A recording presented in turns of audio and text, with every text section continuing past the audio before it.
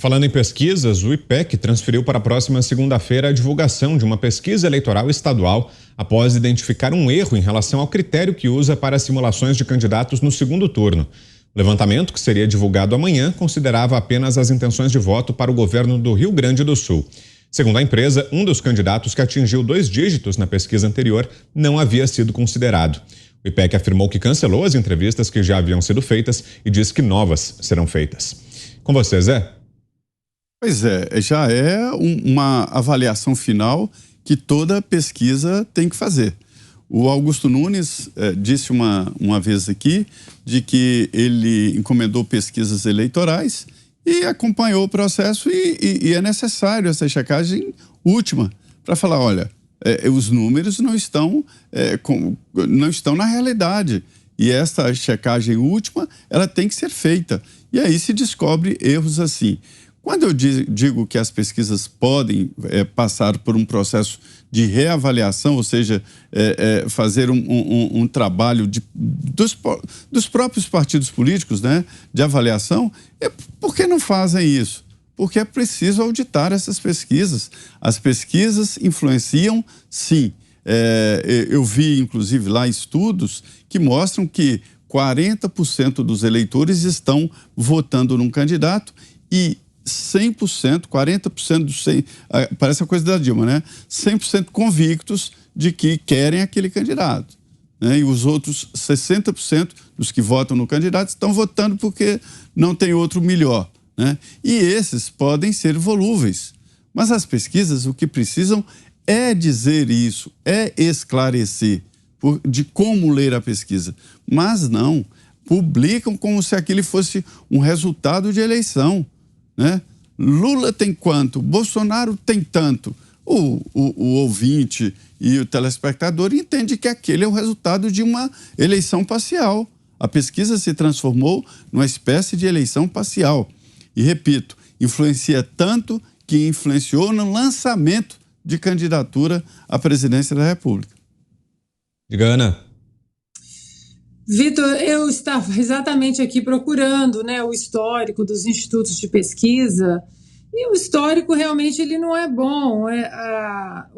Aqui na dia 28 de setembro de 2018, o UOL Eleições 2018 tem a seguinte manchete, Datafolha, Bolsonaro perde todos os cenários de segundo turno, Ciro vence Haddad. Aí, começando a matéria, está escrito: o candidato do PSL à presidência, Jair Bolsonaro, ficou atrás em todas as simulações de segundo turno feitas pelo Datafolha em pesquisa divulgada nesta sexta-feira, 28 de setembro de 2018. Depois, você procurar aqui um pouquinho mais na internet, aparece no site do Poder 360, Datafolha divergiu nas 4 pesquisas, Paraná Pesquisas teve diferença de 60%, e a manchete é a seguinte: resultados das pesquisas do Ibope não se confirmaram em 15 de 26 cidades. Então, de novo, Vitor, é a comparação que eu fiz sobre o vôlei, é uma comparação um pouco rasa, mas né, no fundo é isso, o que o passado diz sobre esses institutos. Não condiz com o que aconteceu com 2018, com 2020. Então, fica difícil, né, acreditarmos nessas lojinhas de porcentagem, como muito bem colocou o Augusto, porque o próprio Felipe Nunes, CEO aí da Genial Quest, disse: há clientes que pagam por pesquisas e clientes que pagam por resultados.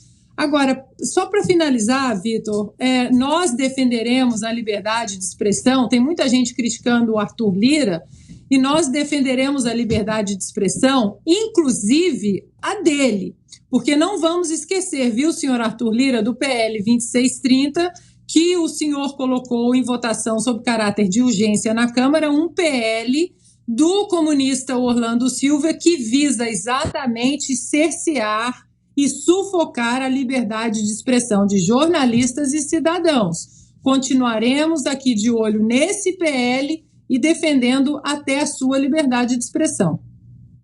Você, Schelp, em 1 minuto e meio. Ainda bem que o IPEC aí identificou o erro antes de divulgar a pesquisa, né? O mínimo que se espera.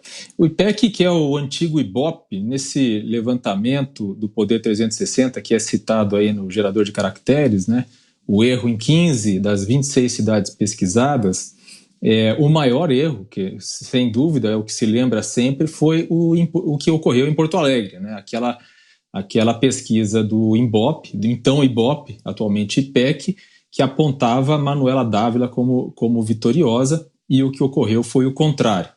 E aí, naquela ocasião, né, houve um meia-culpa da presidente do IBOP Inteligente, do então IBOP Inteligência, a Márcia Cavalar. Essa informação está inclusive nesse próprio levantamento, e ela disse que pediu desculpas, admitiu que realmente houve um resultado discrepante em Porto Alegre, e aí ela fez a seguinte pergunta: será que precisamos entender melhor os perfis dos eleitores que se abstiveram? Será que a nossa amostragem foi pequena para representar a cidade como um todo? Quer dizer, ela afirma que o problema foi realmente metodológico, que o Instituto cometeu algum erro metodológico.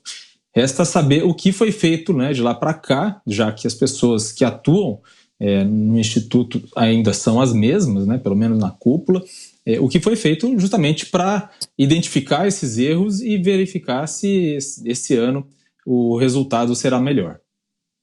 Diga, Fiuza. Eu me comovo, né? Eu me comovo com esses atos de contrição, né? Poxa, erramos no método, vamos procurar um método melhor. Vamos procurar não ter um histórico de favorecer determinado tipo de candidato de determinada corrente, inclusive candidato que já foi preso por corrupção. Não dá para falar sério disso, né? O IPEC está dando um show, o IPEC é a estrela da eleição. O Lula está lá na galáxia no IPEC, né? Disparado, sei lá, 12, 13 pontos.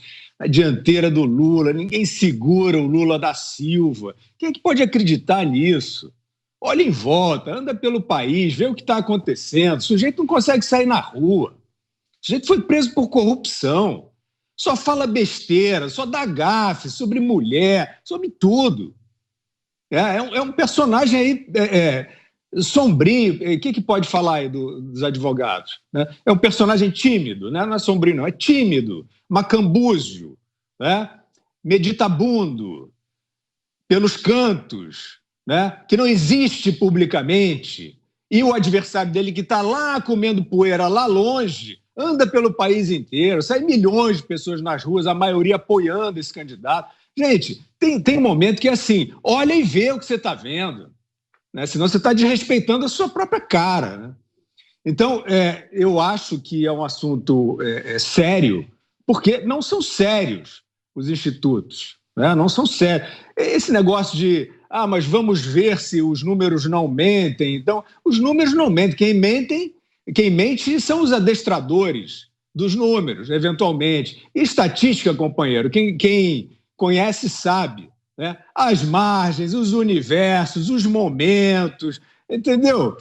Vamos decidir quem é que é mais popular, o Corinthians ou o Flamengo. Aí faz uma pesquisa ali na saída do Itaquerão, né? Depois de um título do Corinthians. Entendeu? Assim, não tem como. Eu acho que são... E não tem muito... Eu acho que não tem muito como regular. O que a sociedade precisa é desprezar. Agora, é claro que a polícia, o Ministério Público, não é balela de Arthur Lira, né? Não, o Arthur Lira acordou do sono profundo. Temos que ver o que está acontecendo. Isso é completamente ridículo, né? Completamente ridículo. Agora, os homens da lei sempre podem ver, né? Averiguar se há uma ação tão pouco idônea como é a dos institutos de pesquisa, podem ver, será que tem o resultado agrada a quem contratou? São essas coisas que podem ser vistas. Se agradar quem contratou, vai ter que investigar, vai ver se houve algum conluio, algum crime e punir. Fora isso, é a desmoralização na qual eles já caíram por si próprios. Augusto. Olha, eu vinha ouvindo os comentários aqui dos meus companheiros e o meu compadre Zé fez observações muito pertinentes ao constatar que pesquisa interfere no resultado, interfere mesmo. Elas ganharam importância crescente aí nos últimos anos. E eu me lembro o seguinte, em 1982, na campanha para governos estaduais, os governadores voltaram a ser eleitos diretamente em 82.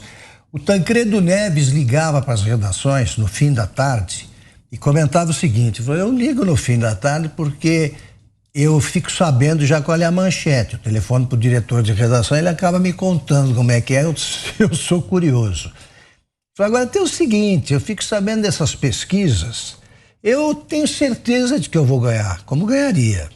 Tenho certeza, o problema é que quando sai alguma pesquisa desfavorável, né, para minha candidatura, alguns doadores param de dar dinheiro.